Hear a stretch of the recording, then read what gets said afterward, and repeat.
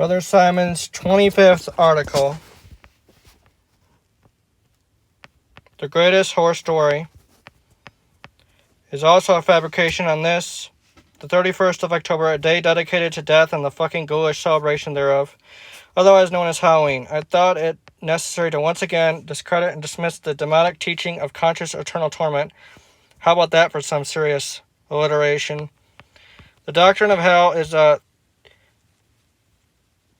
theological fiction, as I have proven here, and here. So instead of returning to the scriptures to prove my point, Mr. and Mrs. Borrigan, I'm going to attempt to cut away the scar tissue around your cauterized consciences and appeal to the better angels of your nature. As Abraham Lincoln said in his first inaugural address, how could a loving God eternally torment the majority of his creation, knowing full well that he was responsible for creating fundamentally flawed beings in the first place, none of whom could get through a single day without making at least one mistake, or thinking the worst thing, or checking out that killer bod on the blonde at the bar, or just being human? Why the fuck would you choose to worship such a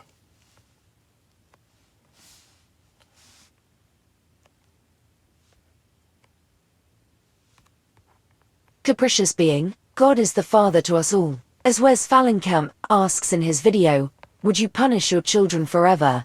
Be honest with yourself, Mr. and Mrs. Born Again, then ask if an omniscient, omnipotent, and omnipresent being who does everything out of his vast love for his creation would punish his children forever. Do you really believe that?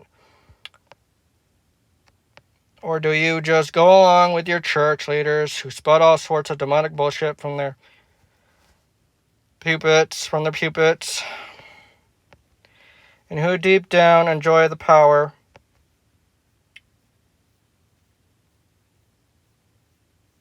they have over you, using fear to make slaves of religion out of you, and in turn filling their coffers with your hard-earned money? Do you really believe Jesus Christ suffered to the extent he did only to save a small percentage of humanity? What kind of a savior does that make him? After all, he came to save sinners, and we're all sinners, every last one of us. So you're saying he failed to accomplish his task? That's a pretty goddamn ugly accusation to make against the Son of God. Sure, you don't want to have a rethink? Or is unbelief the only sin that Jesus couldn't forgive? You really believe that? Does finite sin warrant infinite punishment? Does that sound like a just and loving God? Please. Do you honestly believe God is going to waste his time and power keeping sinners alive in eternal fire? It would need a miracle to keep anyone alive in flames of fire just so he could torture them throughout eternity. Is he that much of a sadistic Bond-like villain? Let me get personal.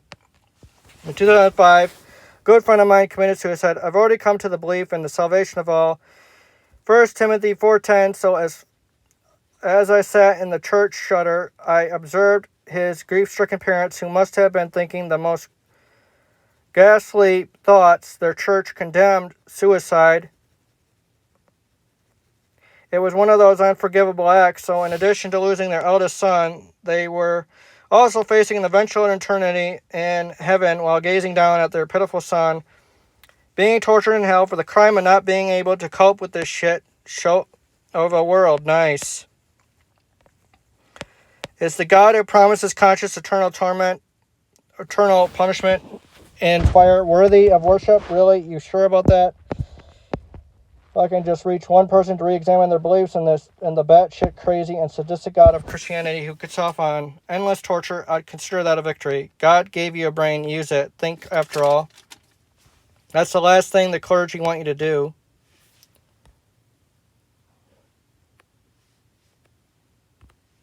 I commend you the following YouTube channel for a unique and continuing debunking of the myth of hell.